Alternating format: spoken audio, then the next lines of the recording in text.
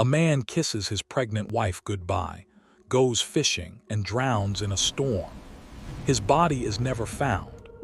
8 years later, his family discovers he's alive, living 700 miles away as a famous TV personality with a new wife, new kids, and zero memory of his previous life. Except, did he really forget? Or did he pull off one of the most audacious disappearances in American history? It's 1957, Akron, Ohio. Lawrence Bader has everything the American dream promised him. Beautiful wife named Mary Lou, 3 kids with a 4th on the way, nice house in a good neighborhood. Friends describe him as a red-blooded, beer-drinking, all-around nice guy who could talk your ear off. Oh, and he's a killer archer. Like state championship level, this guy is living the life. Except he's not. Behind closed doors, Larry Bader is drowning. $20,000 in debt. That's like being $220,000 in the hole today. And the IRS, they're circling like sharks because he hasn't filed taxes in years. The walls are closing in, and Larry Bader is running out of time. May 15, 1957. Larry tells Mary Lou he's got business in Cleveland, then he's gonna rent a boat and do some fishing. Simple day, right? But Mary Lou is worried. She's heavily pregnant. There's a storm coming. She asks him to just come home, and Larry says something that in hindsight sounds chilling. Maybe I will and maybe I won't. What kind of response is that? Around 4:30 p.m., Larry shows up at a boathouse on the Rocky River.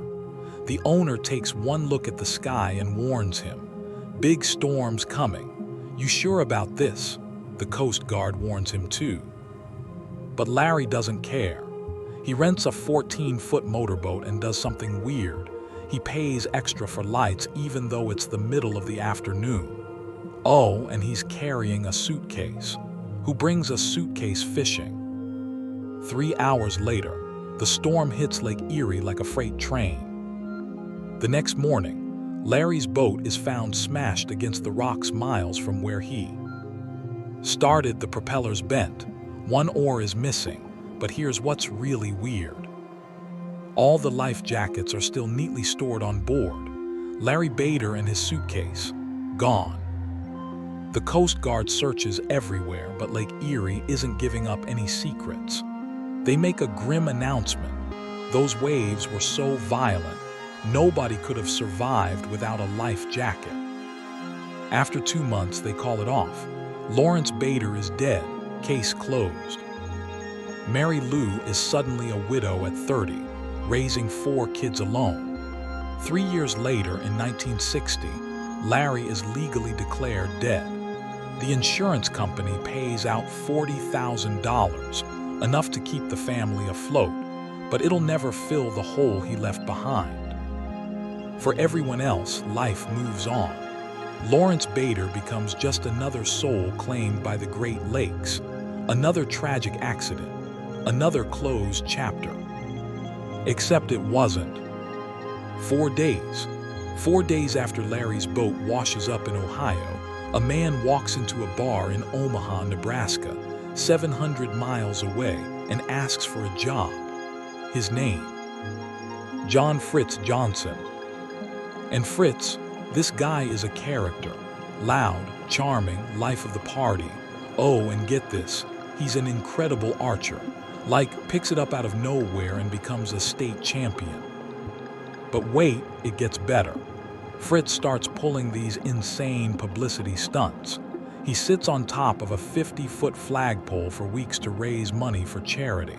The whole city loves him. His natural showmanship takes him from bartending to radio and finally to his dream job. TV sports director for KETV7. He's a local celebrity.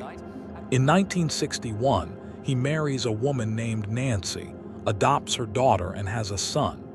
Life is good for Fritz Johnson. Then in 1964, cancer takes his left eye. The eye patch he's forced to wear only makes him more famous. He looks like a pirate sports announcer, and people can't get enough of him. February 1965. Fritz is in Chicago for a sporting goods convention, showing off his archery skills like he always does. And then everything changes. A man from Akron walks past Fritz's booth and stops dead. His brain is screaming at him because the guy with the eye patch looks exactly like Larry Bader, the guy who supposedly drowned 8 years ago. He frantically calls Larry's niece, Susan, who's also at the convention. She rushes over, takes one look, and her heart drops into her stomach. She walks right up to him and says, "Fritz Laughs." Politely but firmly, he tells her she's got the wrong guy. But Susan doesn't back down. She calls Larry's 2 brothers. They hop on the next flight to Chicago. Confronted by men swearing they're his siblings, Fritz denies everything. But here's the thing. He's so confident he's right that he agrees to go to a police station and get fingerprinted. He says he served in the Navy, so his prints are on file. This'll all be cleared up in no time.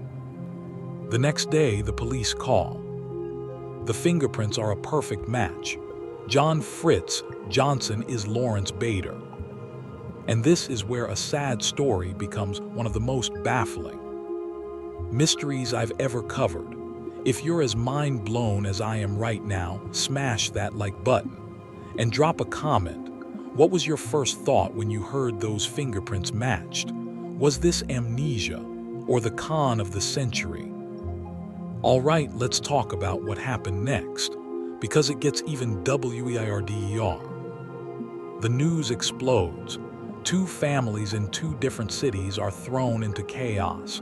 But Fritz Johnson, he's got a story and he's sticking to it. He tells everyone, his families, doctors, the press, that he has zero memory of being Lawrence Bader. He calls his old identity that other fellow.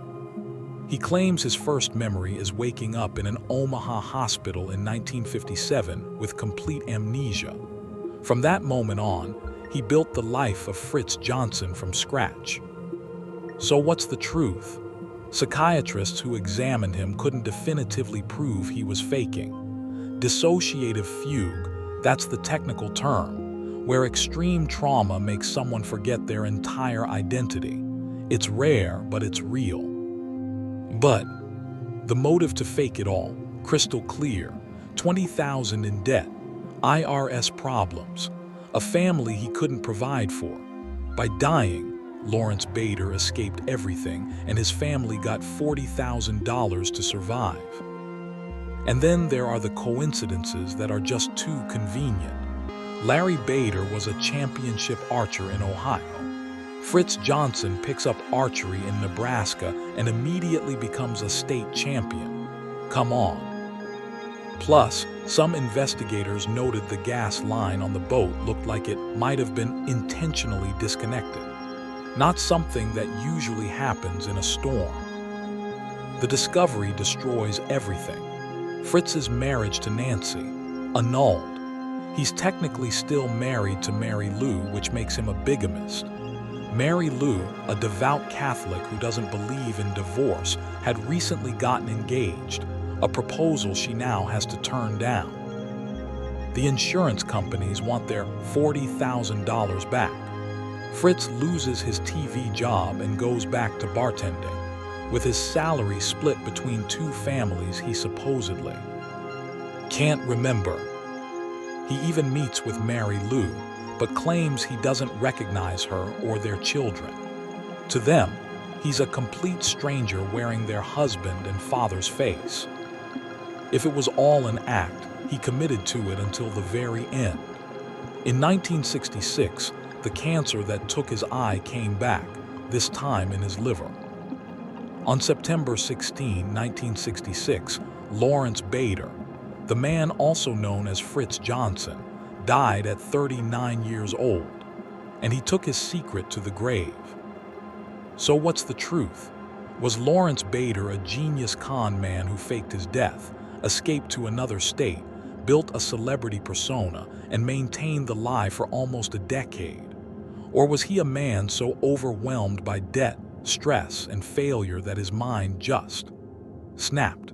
His brain hit the reset button and gave him a second chance at life.